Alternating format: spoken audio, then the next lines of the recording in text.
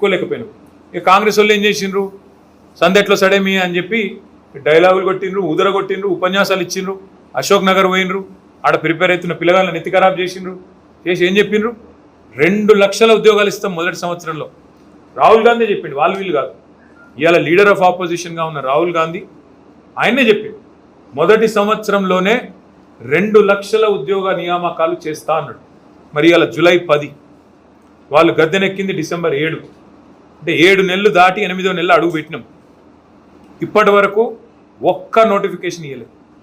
ఇచ్చిన 2 నోటిఫికేషన్ కూడా ఏంటి, మనం ఇచ్చిన వాటిని క్యాన్సిల్ చేసి మళ్ళీ తిరిగి పిలిచింది.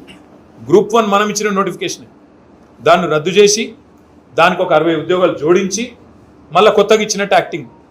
అదేవిధంగా డిఎస్సి మనం 5,000తో ఇస్తే దాన్ని రద్దు చేసి దానికి ఇంకో 5,000 కలిపి, ప్రతిపక్షంలో ఉన్నప్పుడేమో 50,000 టీచర్ ఉద్యోగాలు ఉన్నాయి, డిఎస్సి పిలవాలి, మెగా డిఎస్సి అని లొల్లిపెట్టిన రేవంత్ రెడ్డి మనం ఇచ్చిన 5,000 రద్దు చేసి దానికి ఇంకో 5,000 తోడు చేసి దానికి ఇవాళ మెగా డిఎస్సి అని దానికే పేరు పెట్టి ఇవాళ ఆయన మళ్ళీ కొత్త ప్రకటన ఇచ్చింది.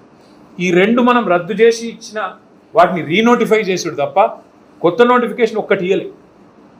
ఏం చెప్పారు, కాకపోతే జాబ్ క్యాలెండర్ అని ప్రకటించారు. ఫుల్ పేజ్ యాడ్స్, పెద్ద పెద్ద పేపర్లలో, ఇంగ్లీష్లా, హిందీలా, తెలుగులా ఫుల్ పేజ్ యాడ్స్. జనవరి 1 నాడు ఫలానా నోటిఫికేషన్, మార్చి 1 నాడు ఫలానా, ఏప్రిల్ 1 నాడు ఫలానా, జూన్ 2 నాడు ఫలానా అని చెప్పి ఇప్పటిదాకా 10 నోటిఫికేషన్లు ఏవైతే ఇస్తా అన్నారో 10 ఎత్తగొట్టిండు. 10 ఒకటి కాదు, మీరు చూసుకోండి కావాలంటే జాబ్. ఇప్పుడు ఈ పోరాటంలో కూడా ముందున్నారు, నా అభినందనలు. కానీ ఇంకా చాలా చేయాల్సింది ఉంది. ఇది కేవలం ఆరంభమే.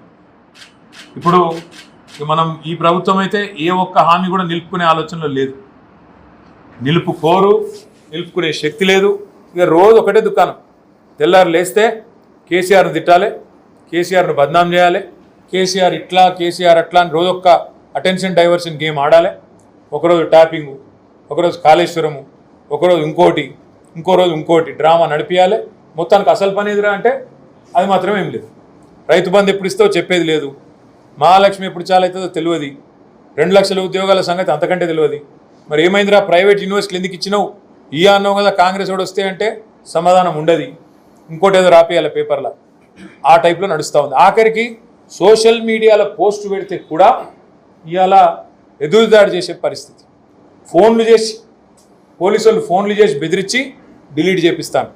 కరెంటు వస్తలేదని చెప్పి ఇక్కడ ఎవరైనా పౌరులు, నగర పౌరులు పెడితే హైదరాబాద్లో కానీ బయట కానీ వాళ్ళకు విద్యుత్ అధికారులు ఫోన్ చేస్తారు, తీయండి మీరు వెంటనే డిలీట్ చేయండి, మాకు పైకి వెళ్ళి ఒత్తిడి ఉంది, కరెంట్ రాకపోతే పోస్టులు పెడతారా అని చెప్పి వాళ్ళ మీద ఒత్తిడి.